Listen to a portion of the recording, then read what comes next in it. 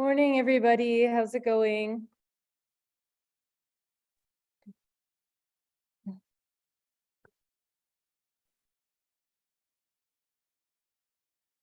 We always still have time. We must just be trying. Yes.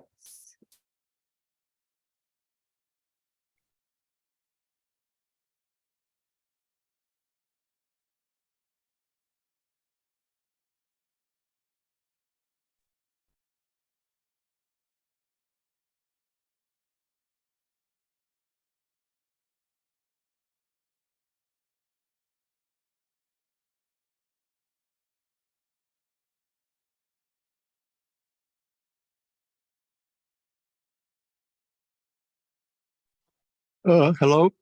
Hello. Hello, hello. I'm not sure what happened. I was in the beginning part, with the speakers, and now how do you choose the sessions? Great question. So, my understanding is that in the Zoom lobby, there should be a list of 4 sessions that you can go to during the next hour from 9:55 until 10:55. And in that lobby, it'll give you a list of the 4, and then whatever one you want to go to, you click start next to that session.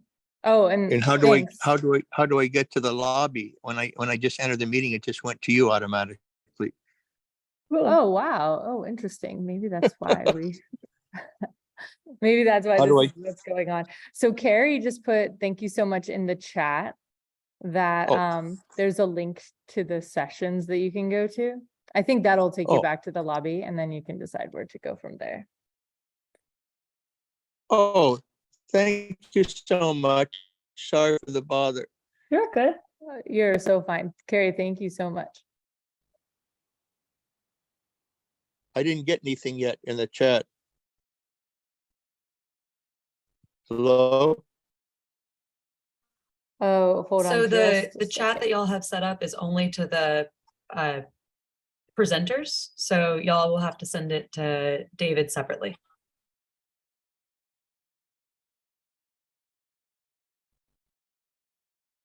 Got it. Can everybody see it now? I just posted it. Let's see. Thank you so much. Just a minute. Yes. Perfect. By the way, she was a wonderful speaker, wasn't she? The last person there, the keynote speaker or whatever. She was wonderful. Oh, okay. Thanks. I'll press this and see what happens. Thank you. Wonderful. Thank you. Hope you find the spot that you're looking for. And thanks again, Carrie, for sending that our way. Let's see if that does it connect me? Uh-oh. You may have to open the link that I just put in the chat in a new tab and then exit out of this meeting and then try clicking on that. Now let's see. Boy, this is confusing. I don't see you anymore. I'm in the thing that says join event. You're an idiot. Think I should try to just sign out and start over again? Yeah, try that, but keep this the link that was in the chat handy, because once you exit this meeting, I don't think you'll be able to get that back. I can't get into your meeting. I'm not in your meeting right now, am I? I can't seem to. I don't see anything. Wait a minute. Oh, Yes, no, David, I'm we not. still have you in the meeting. You do, but I don't have the. Oh boy, is there any way you could send me that to? Sorry, because I don't see it anymore. You could. I give you my email. Could you send it to my email? I can try to remove you from the meeting, and then if you put your email in the chat, I can send it to you. Yeah. Yeah, but I can't see you anymore. For some reason I'm not in. I'm talking to you right now, but I'm not in the meeting. I don't see the chat or anything. Oh, I see. It went off. Right. Can you say your email out loud? Oh, they got put in the waiting room. Uh-oh. Um,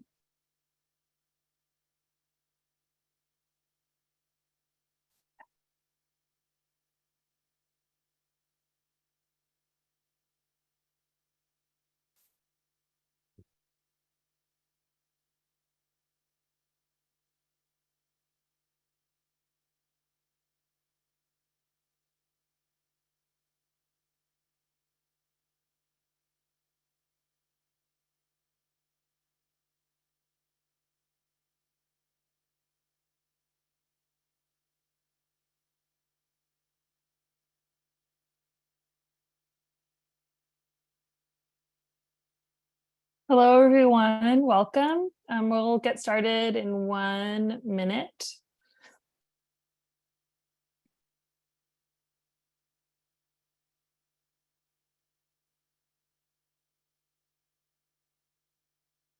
Someone asked a really good question in the chat that now that I'm more aware that the chats are only coming to Christine and I Mhm. feel like is worth addressing for the audience. So we're so excited that you all are here. If you are an elementary school teacher that does not teach by content area, then this session might not be the best fit for you. We would still love to have you and get your feedback, but we are more focused today on integrating AI for teachers who teach a particular disciplinary topic like ELA or science or math or whatever. So again, we would totally love to have you, but I wanted to just say that before we begin in case that does not meet your needs or goals right now.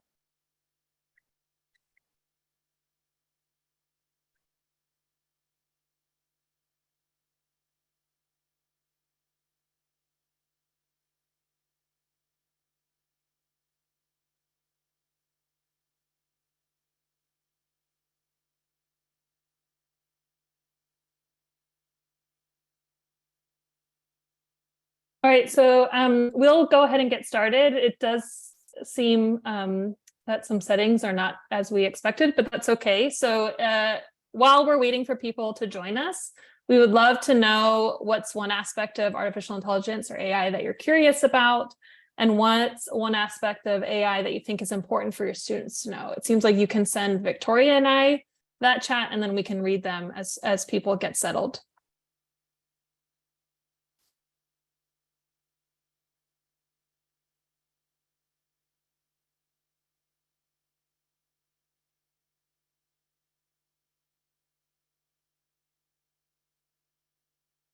Okay, it does seem that we can see the chat, yes? I think the thing you have to do is for your chat, you have to switch it to everyone and then everyone can see it. Yeah. Oh, when you're sending a message for everybody. Thanks for sharing, Ryan. Great. So while you're putting those in the chat, just a reminder, you all are being asked to sign in. If you've signed in already today, you don't need to sign in again. But if this is your first session for Digital Days, please scan this QR code or go to this link and give yourself an opportunity to sign in.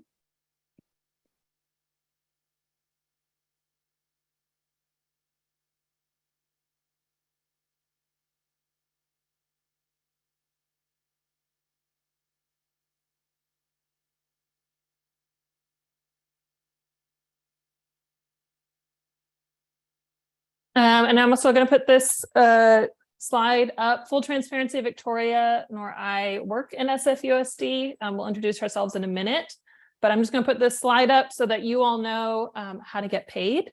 So I'll leave this for a few moments, but hopefully you'll be able to read and understand how that will happen. We've also put a PDF of these slides in the session information so you can access it.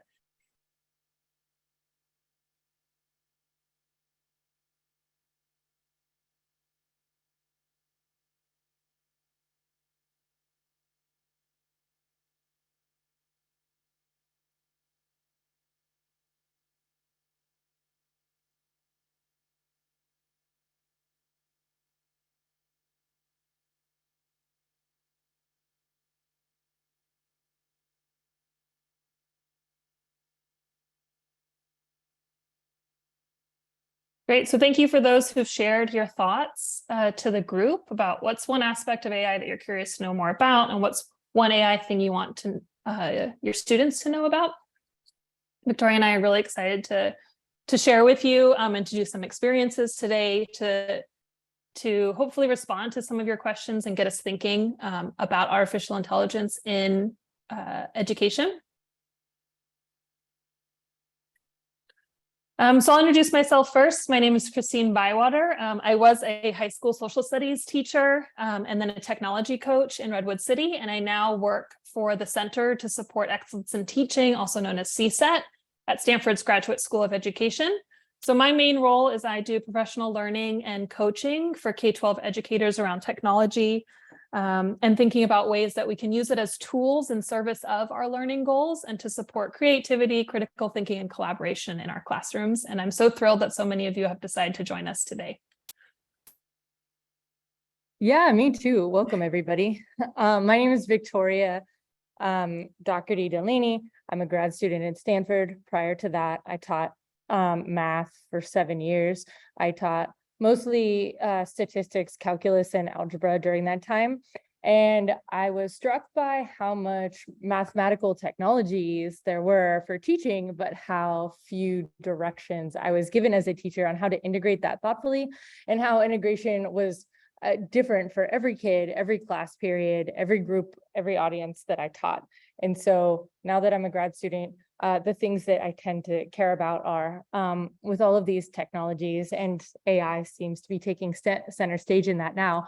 How can we really help folks, teachers, educators, students, community members understand AI and leverage their learning in a positive, productive, effective way? So Victoria, go ahead, Victoria. Oh, and I was just going to say, like, reading everyone's messages in the chat, like there are just so many thoughtful and interesting directions that we can have conversations about this. Hopefully Christine and I can do justice and address as many of them as we can. They're so diverse that I don't know if that's going to happen 100%, but like, wow, blown away. So Victoria and I currently work on a project out of Stanford's Graduate School of Education called CRAFT, which is in the development stages, but we are working with high school teachers to co-design resources, whether it's mini activities or lessons about AI for teaching. There is a website that has a few resources. In today's session with us, you are going to experience a snippet of some of these lessons, and then we're going to ask at the end too, who of you are also interested in working with us? So the goals of CRAFT, and then we'll get into our session. We're, as a project, really looking to promote widespread understanding of artificial intelligence, both for educators and for students. And that widespread understanding is really focusing on the ethical dimensions of AI. How can we support our students in becoming conscientious users and critical consumers, as well as ethical designers, as we think about these tools in our lives? The project also, like I said, co-designs resources with high school teachers for high school teachers, and we offer them up for free for you all to use. And one of the goals of our project is also to build research practice partnerships. So what that means is we are doing research from the university, also in partnership with districts, so that we can understand your goals and support you all in the practice, while also creating information that informs the field and supports other educators. So for today in our session, we are going to understand how AI literacy is defined in just a few moments. I know that was a lot of your questions in the chat. We hopefully are going to spark some curiosity for you all and some enthusiasm for teaching AI literacy in content areas. We're going to start to imagine what AI literacy could look like in your content area, and then you all have an opportunity to experience components of a CRAFT lesson that hopefully support you imagining what AI literacy could look like.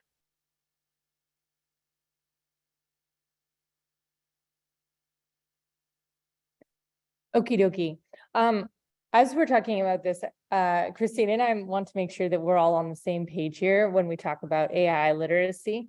The definition that we're going to present to you, we are borrowing from some folks who work at the University of Georgia, or Georgia Tech, I'm sorry, and published this in 2020. So Here we have AI literacy as a set of competencies that enables individuals to critically evaluate AI technologies and to effectively use AI as a tool online, at home, or in the workplace. And I'd like to deconstruct that into two parts. So for the first part, when we think about critically evaluating AI technologies, what we mean is asking questions about particular contemporary tools that we see in our lives, and like, is this a good tool? Is it good for whom? Is it fair? Is it unfair? If it's unfair, where might that have come from, and how might we confront the impact or impacts of unfair or biased technologies? So as you can see here, I have a little picture of Face ID, which has now replaced the keypad as the primary way that we can unlock our devices. In the beginning, Face ID, which came out in the early 2010s, it had some significant problems that went mainstream because of the way it was trained, and it's gotten a lot better since then, but still makes enough mistakes that allows us to see them and ask these types of critical questions. And then the second part of that AI literacy definition that I'd like to deconstruct, and a lot of people mentioned this in the chat, so hopefully this connects logically to some of those comments, is to effectively use AI as a tool online, at home, or in the workplace. And the one tool that comes to mind for me here is ChatGPT, which again, a lot of folks have mentioned. And so when we think of how that's been used in the past year, we've seen a lot of well-placed concerns from educators like, oh, ChatGPT can do my homework, write my essay for me, like offload a lot of things that once took a really long time. And we want to replace that mindset, especially for students, with things like, oh, ChatGPT can actually help you like be a better brainstormer and researcher, develop and generate and revise new ideas, see examples of different literary devices in action, like tone and style and things like that. And so that's, I think, what we're talking about when we want to focus on effective AI use. Use it as a tool to enhance learning and to help us learn better, not replace learning or replace mastering a specific skill like writing or literacy. Okay, we can keep going. We also want to just clarify that when we say AI literacy, we do not mean anyone needs to necessarily learn how to code. We understand that once you get to a particular level of software engineering, that might be a really important and necessary skill, but we don't want to at all suggest that teachers or students need to know how to code in order to access AI or ask critical questions about it. We also don't think that students or teachers need to know intricate details about how specific algorithms work, although you definitely can. There are YouTube videos out there on them, but we, again, don't think that that's the most crucial element of knowing AI literacy, and also needing to purchase additional tech tools like robots or external curriculum. You can do that. There are Raspberry Pis out there. They're expensive. They're over $100. But all of the resources that we want to show you today are free, as Christine said, co-designed by teachers, and hopefully are easy to use. Okay, let's keep going. One concern that one might have is, wait a second, if I don't know enough about AI or know anything about AI at all, other than what I see in the media or what students tell me, how can I teach it? Is this the right fit for me? And what we want to reinforce with the craft materials is that your disciplinary knowledge is enough of a stepping stone to bridge to connections to AI and make it meaningful and relevant in a conversation piece with your students. And I'll turn it over to Christine here to talk about this picture. Yeah, when we discuss AI literacy, a framework we're using that we hope you all find helpful is that when any real world issue comes to society, how do we as educators take that up and inform our students in a way that builds their literacy, that builds their skills, while also, we sort of make adjustments in our curriculum. So we take this multidisciplinary approach to all of the things that we create for craft, but also the way we think about artificial intelligence literacy in high school settings. So the benefit to a student is, how can I start thinking about this societal issue from a science perspective, from an ELA perspective, from a social studies perspective, from a math perspective. We really believe that if we cultivate students who at the end of their schooling can think about issues that society has from multiple perspectives, we are then empowering them to be more critical consumers and ethical creators in whatever pathway they pursue. So a way to think about this, and hopefully we'll show you through the experiences, is sort of these 3 bucket of questions. For artificial intelligence literacy, first asking students around the personal. Where do I see this in my life, my community? How am I impacted this? You can also replace real world issue. We're doing AI today, but you could do global warming, any other thing that's coming up for us. Then you can ask community local questions. How are different communities impacted by this real world issue? How is the discipline impacted? So for example, how is artificial intelligence impacting the arts community, right? If you're teaching an art class, or how is it informing what it means to be a musician? How is it defining history for us? How is it altering history for us? And then what do members of these communities say they need? And then you can take it up a level to a global perspective of how is this topic contributing to global change? What are the things that we see happening and how can we have conversations with that? And then going back a little bit to the individual, but what impact do I want to make as a knowledgeable global citizen? So we hope that when we think about AI literacy, we think about teaching it with students in these sort of buckets, that it's less about the content and more about how are we empowering them to ask critical questions about what they're engaging in, and how do we empower them to think about themselves, a community, and the larger globe as we embark into this world.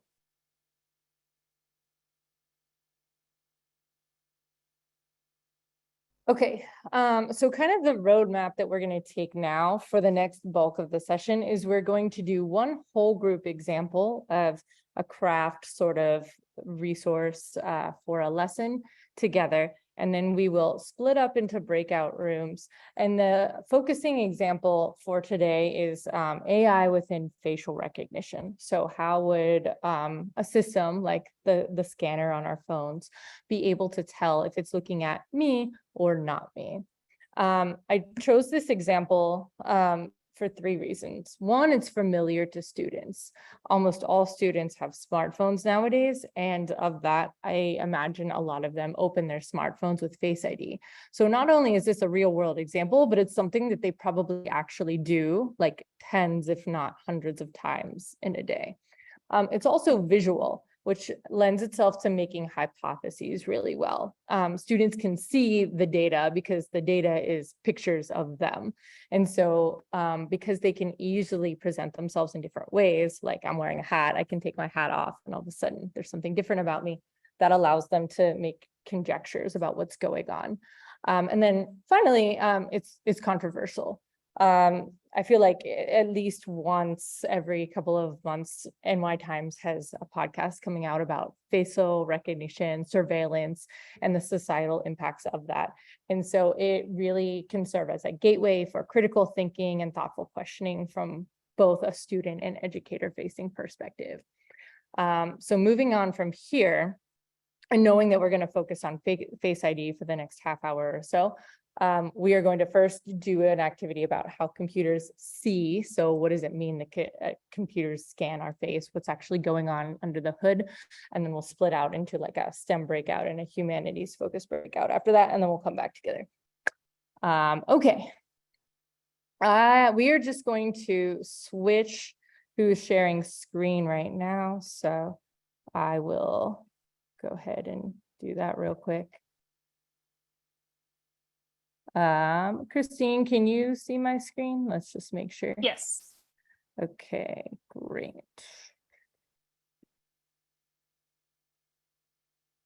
Oh, now I'm at the beginning. Okay. Sorry, everybody. Just a second. Okay. So what we're going to do is go to a data visualization really quickly about how computers see. I'll kind of walk you through what's happening. And then as you're looking at this particular we call them widgets because it's kind of like a janky web application. I want y'all to focus on 3 things. First, what do you notice and what do you wonder as you're looking at the data in front of you? And then where do you see potential connections to AI?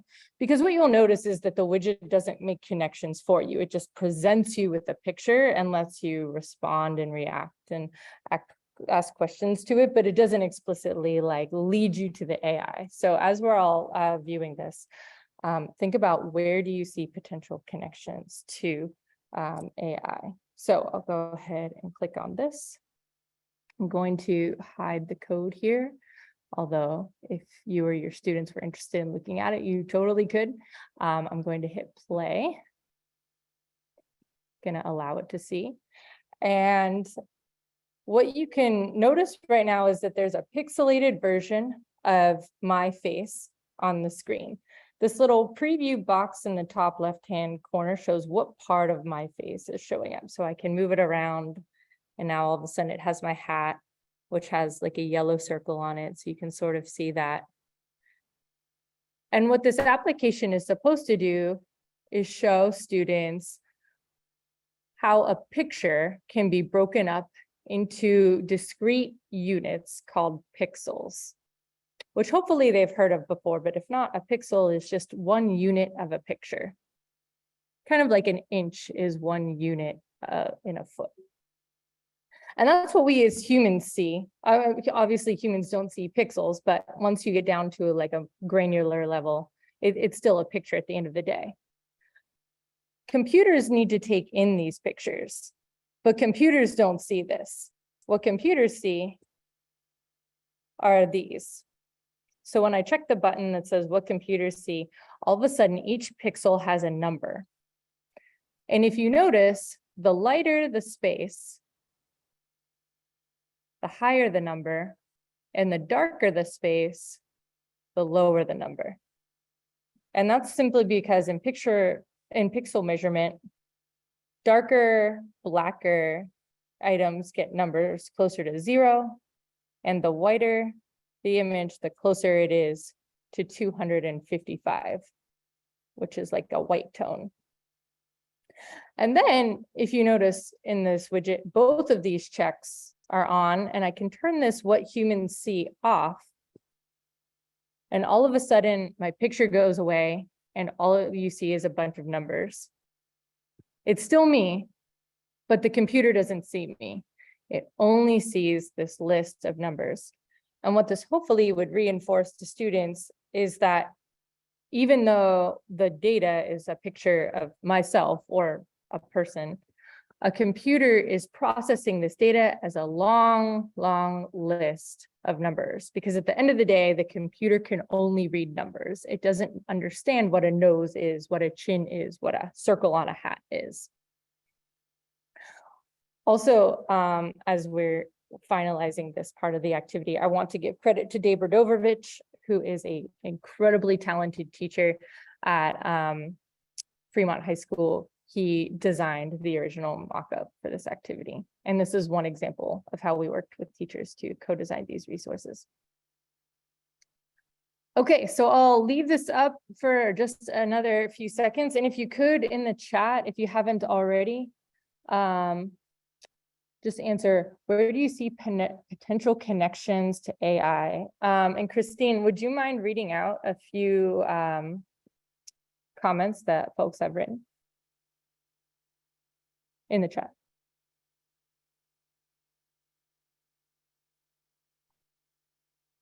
Yeah, feel free to put, what do you notice? What do you wonder? Where do you see connections to AI?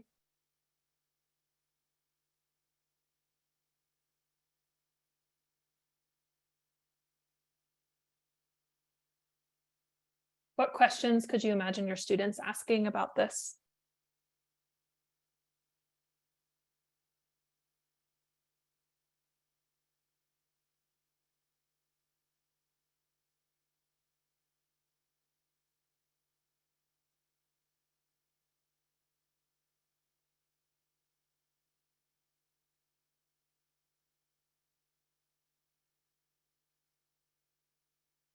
Grace wants to know, so how does AI compute to see both numbers and the facial feature?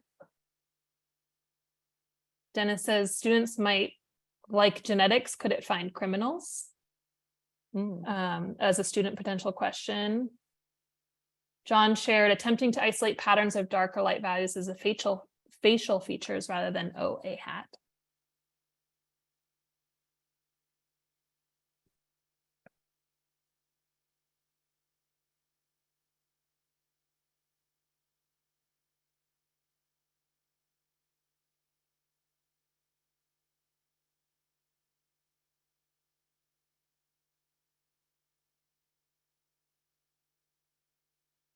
Yeah, a couple of comments around how do we connect this with art, shades, tones, values are all art terms as well as technology. Absolutely. Totally.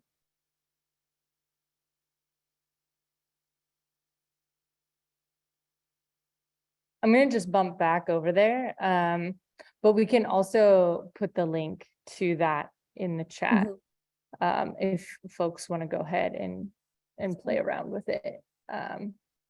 You should be able to, I think anyone should be able to access that right now. Okay, hopefully this, okay, there we go. Okay, now I'm back to this. Someone, I think it was Kit, asked in the opening questions, how does AI generally work? And so I want to use the Face ID app as like a grounding example for that and present one brief, very oversimplified model of AI. You may know AI is working differently or in a more complex way than this, and that is totally fine. But in general, here's one way to think about what's going on. So all AI models take in input some sort of data source. In ChatGPT, the data source was text. In Face ID, data is pictures, but again, presented as long lists. That data goes into some sort of learning algorithm, which is just a set of rules that will help the computer distinguish what is what.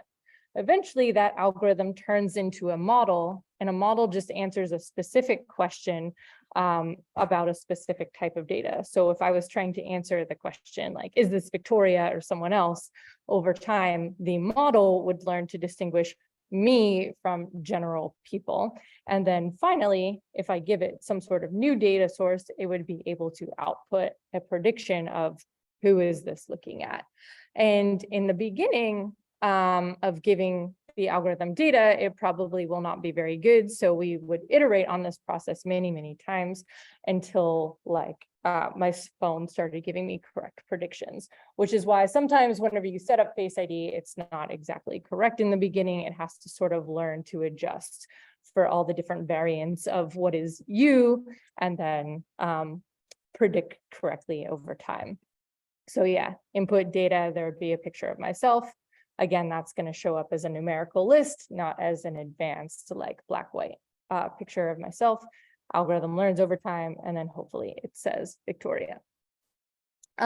Naturally, we think this would lead students to generate a lot of different types of questions, like how does the Face ID actually know that it's me or someone else? Or like we said a few seconds ago, why does it not work when I first set it up, but it works now? Again, that's addressing that like sort of individual level that Christine introduced earlier.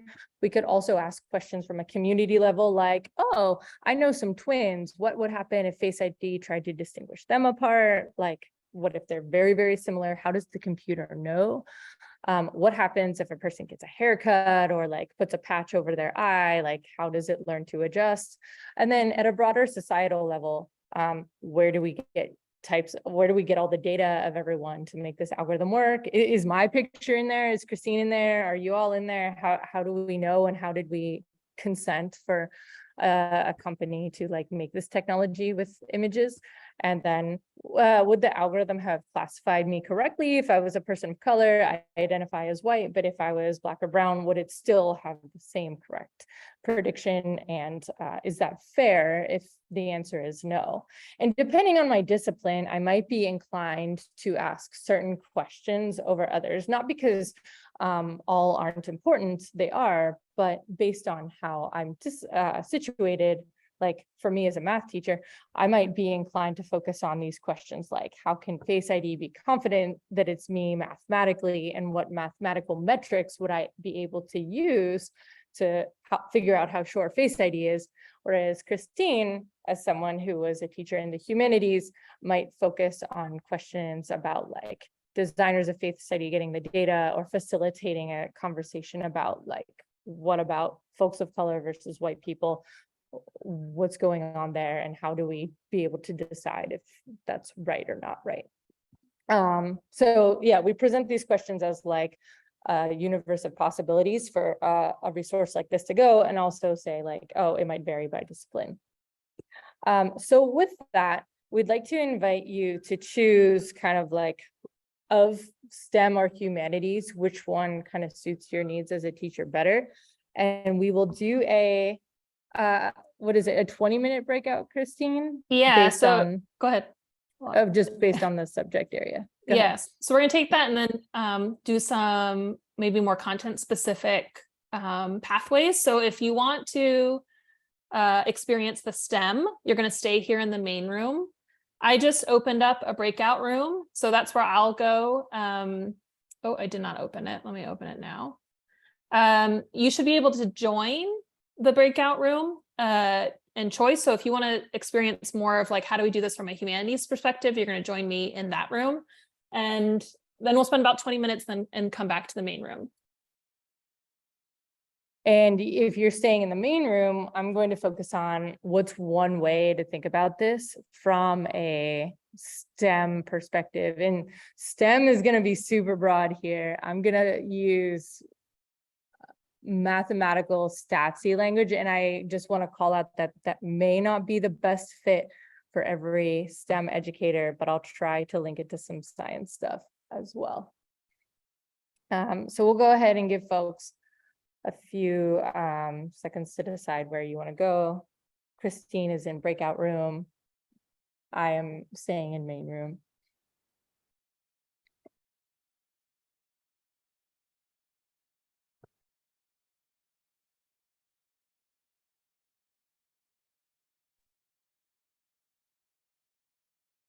Will they have an invite for them to get into the breakout rooms? I think to get into the breakout room, you go on more. So like on Zoom, at the bottom bar, there's a button that says more, and then you can click into the breakout rooms. And you should see one room, and then you can click a button on the side that says join if you scroll down and go to that room. So I am clicking the more. It Mhm. said stop incoming video. So that's what it said stop incoming video. Yeah, that's okay if you stop the incoming video. But there's no breakout room. Yeah, some have it on the bottom of the screen. It just says breakout rooms, where it says it's chat, sharing screen. Breakout room is right there. You just click on it. Oh, okay. Thank you Where's so the much. room? So instead of clicking on more, just check on your bottom menu bar if it just says breakout rooms as like an icon, and then you would click on that. Yeah, but there's no breakout room. It says in Moore's stop incoming video. Oh Mhm. yeah, this one. Okay, I got it. And then just join. This is only. Yeah, there's only one room to possibly join, and so yeah, it's called room 1. I think she joined already. So just join the room one. Join. Just join. Yeah, totally. Yes, that's it. Yeah. Perfect. Okay. Hopefully everyone's found their correct space. And if you're still in here, you're excited to learn about how we can connect AI to STEM. If not, I do so apologize. We will post these resources and you can see what either session is doing, regardless of what room you're in. But let's go ahead and get started because we only have a limited amount of time together. I'm going to go ahead and share my screen again. Can someone just unmute and let me know if you can see my screen? Okay, perfect. Thanks so much. Alrighty. For this, for the more STEM facing way of addressing the question, like, can my phone unlock itself with a picture of my face? I want to focus on image comparison. So how can I take one image, compare it to another, and using mathematics, answer the question, is this me or is this somebody else? The example that I've found here is Leonardo DiCaprio. So in the middle, we have like middle-aged Leo over here, and we would call that like a reference image. So that is like the picture that we will be comparing all other images to ask, like, is this Leo or not? Over here to the right, we have a little bit older Leo with a goatee, and his hair is done a little bit different. He's also in slightly different lighting, so maybe his hair looks a little bit lighter. He still has a suit, so at least that's consistent. But the one motivating question is like, how different does Leo have to look in order for him to be misclassified as someone else? And maybe also, do people who look like Leo, could they possibly be mistaken as Leo? And what are the consequences of that? And how would the computer be able to decide? So let's say, like, this is our reference picture of Leo over here. We have people who look like Leo on the one end and people who don't look like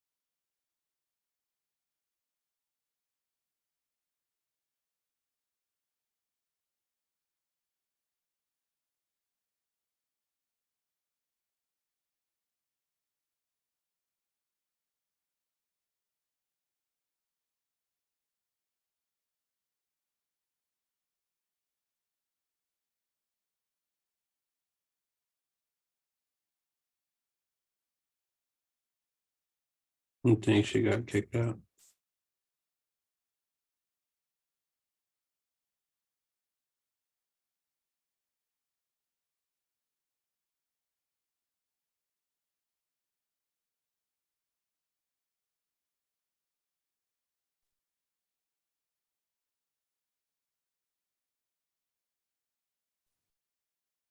Hi, everyone. Yeah, sorry, it looks like the presenter lost connection. I assume she's going to make her way back here. In the meantime, you're welcome to wait here, or you can bounce to another session for a few minutes and then check back here. Sorry, so sorry about that. We'll hope she gets back in soon.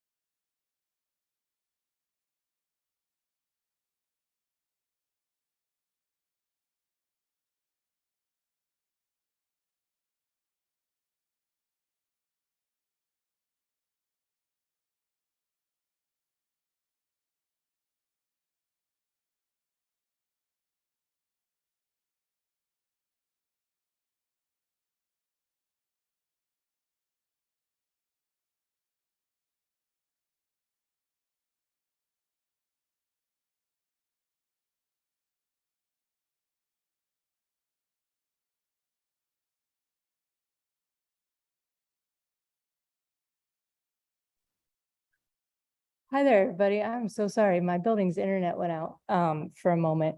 Are folks still in the other breakout room? Mr. Lowry, do you know?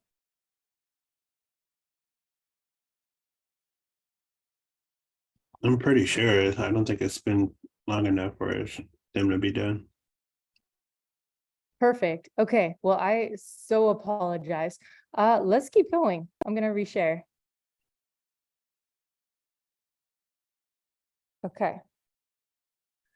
All right. So before I disconnected there, we were kind of going through our Face ID classifier. We were talking about Leo DiCaprio and how we were trying to figure out, is this him or not him? Leo can look differently depending on how old he is, what lighting he is, and what facial features that come up. And depending on those factors, the phone might start to think, hey, these pixels or these features are so different that we're starting to be convinced that this is not Leo. So we could keep adding pictures. Maybe here we have super young Leo with bangs. This is from the first movie he ever did. I think it was Romeo and Juliet. Then we have older, more distinct Leo with the goatee and the hair. Then we have this person, which is not Leo at all. This is actually young Matt Damon. But maybe the way his face is oriented and he has the bangs and the hair color to a computer would look more like Leonardo DiCaprio. Here on the other side, we have older Matt Damon with a mustache, which may not be as confused because maybe those features look distinct enough from our reference image that it's able to say, hey, we're not convinced that this is Leo. But a question starts to come up where it's like, where do we draw the distinction between, is it this person, is it Leo, or is it someone else? And if the features aren't clear enough to give us that distinction, how do we, in good faith, choose some sort of cutoff boundary? On one hand, we could put the boundary over here, and we could say, okay, everything to the right is not Leo and everything to the left is Leo. But then that brings up some interesting questions, maybe for discussion with students on, it's like, oh, well, what does it mean if the threshold is here and some stranger could potentially get into Leo's phone? What are the consequences of that? Everyone who's Leo can get in, but also people who are not him can get in. Alternatively, we could make a really strict boundary. We could say, okay, everyone over here gets in. So this Leo, and this Leo over here could get in, but young Leo would be locked out of his phone, but so would all of these other people who are not him. And so we get to decide as designers of these types of tools, what is permissible and what is not, but we need some sort of cutoff point, and we can use math to think about that. So what we're going to do for about the next 5 minutes or so is try this with our own faces to figure out, how can a picture tell if it's me or not me? The widget that I'm going to show you uses pixel comparisons, which kind of goes back to the first thing that we saw with all of the numbers on our faces, and it's doing direct comparisons there. We could make the argument that this is not a good way to compare, and we can talk more about that later. But for now, we'll motivate that comparison because it links back to the first activity that we did. One more thing as I show you this widget is that you're going to see comparisons with a metric called MSE, which is mean squared error, which is just we can think of that as the average amount of pixel differences from our reference photo to the current photo we're comparing. So if the MSE is a big number, then that means there's a lot of difference. If the MSE is a small number, that means they're hardly different at all. So I'm going to go ahead and click on this link here and show you what that looks like. I'm also going to post this widget in the chat so that you can play with it yourself. So why don't I actually do that first?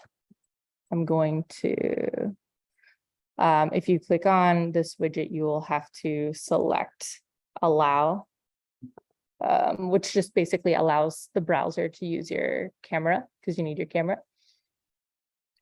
So feel free to click into this and follow along if you'd like.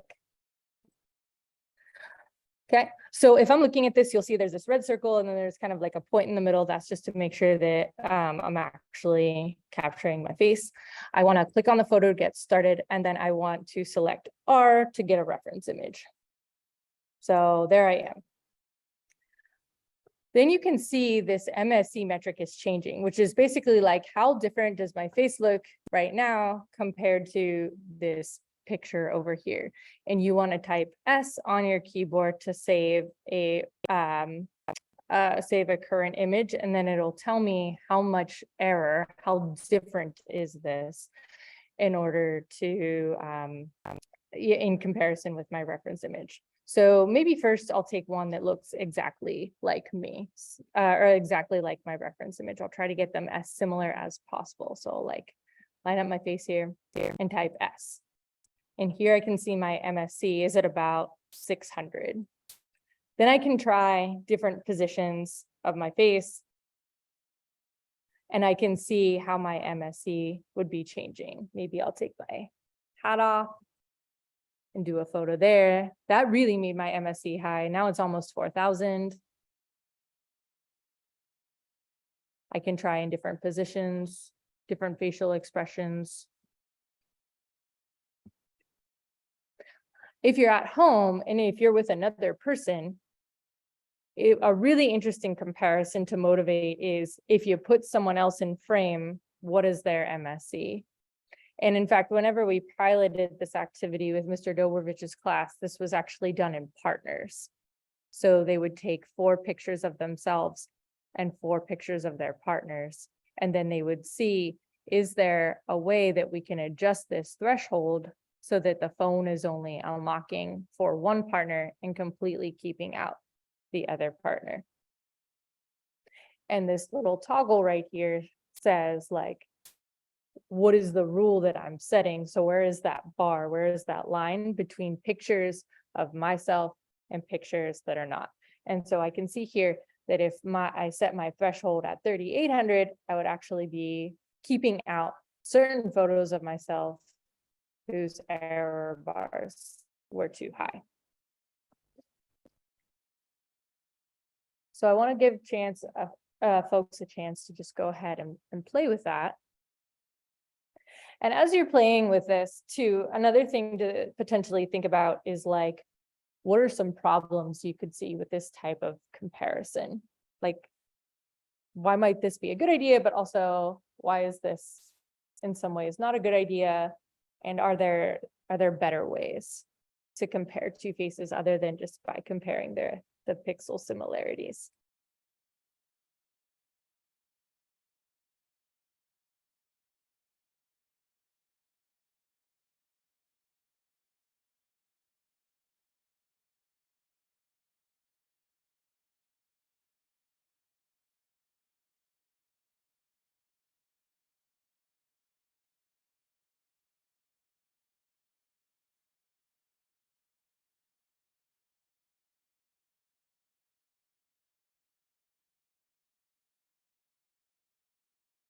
One thing that was interesting when we piloted this with David or with Mr. Dobrovich's class is that students would often go up to their own phones and be like, wait a second, can my phone unlock for my partner?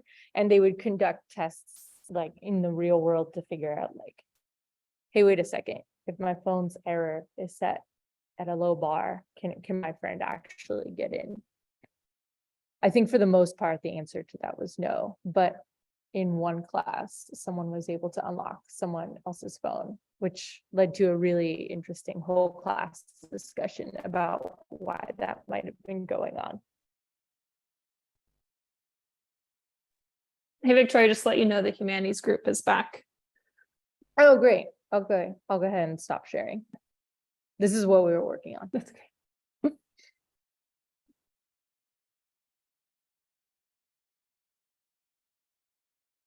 Awesome. So hopefully you all had a chance to experience, like I said, a snippet of some of the lessons and resources that we're developing at Craft and can start to spark curiosity or interest in AI literacy and how you might start to integrate this into your content area, where it fits with the content you already have, and what sort of conversations can you have with students that start to build this literacy with them.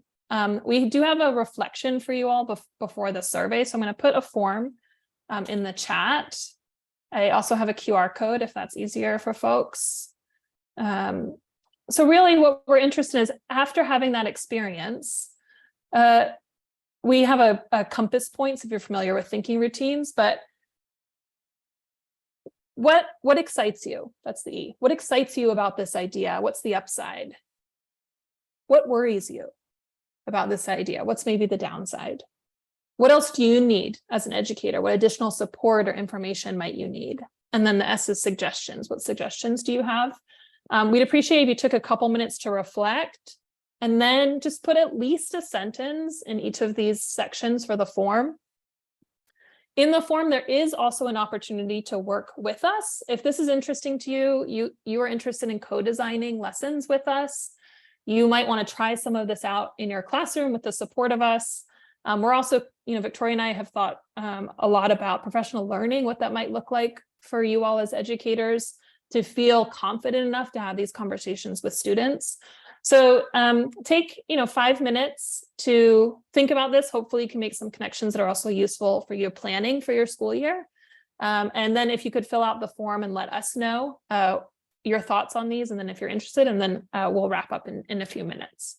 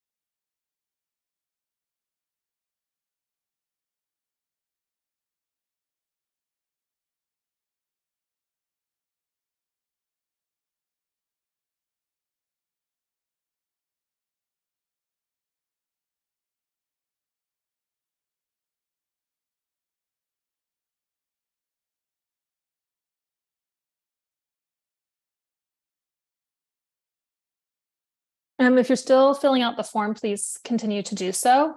We really would love to hear your thoughts about where you are in your thinking about AI literacy, the things that we shared today. But I want to take a moment to say thank you.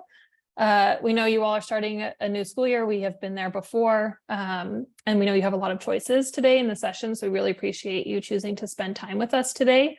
Hopefully you have some, spark of curiosity around AI literacy. And what I will also share is, remember you all, there's more power in the collective. So one thing we are also encouraging educators to do with the very little time we know you have is to, work across content areas. Like, don't feel like you have to do this all by yourself. The things that we put on craft and that we want to co-design with you all is meant to support students and sort of having their knowledge transfer across disciplines. So getting together with other content teachers for your grade level, thinking about what sort of connections can you make for students across the disciplines can also be a really powerful way to think about this with students. Victoria, do you want to say? Sorry, I was responding to Paul in the chat. I so appreciate all the questions and interesting ideas that have come up. AI is such a broad field and such a rich space for inquiry that, I feel like even with our time together today, we probably didn't come close to doing it justice. But on that note, I hope that educators continue to be curious and to integrate this. I think from my perspective, we can't wait for AI software engineers to solve this problem. This isn't something that should be solved by AI engineers. So our hope is that we really can empower communities of educators to take on these sorts of issues, even if they're not AI experts. So thank you so much. And so that's what we have for you today. There is a feedback form from your district that would help us develop future sessions like this. So please take a moment to fill that out. Otherwise, we hope you have a fabulous rest of your day. And hopefully you have a fantastic start to a year. Thank you for all the work you do in service of students and their families. We are so appreciative, and we know you are undervalued. So thank you for taking this time today with us.